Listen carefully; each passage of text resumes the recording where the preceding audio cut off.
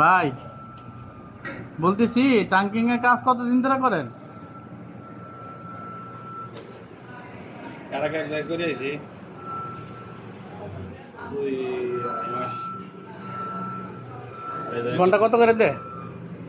9 টাকা ঘন্টা দেয়। মানে কি অন্য জায়গায় যাবেন কাজ পাইলে? অন্য দলে যাবো টাকা।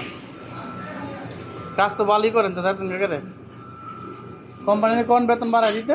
খালি কয়ে যে বেতন বাড়াবো আর তো বাড়ায় না। বাড়া না? কয় বাড়াবো আর বাড়ায় না। আপনি তো সাপ্লাইয়ের কেটা? মাহফুজ।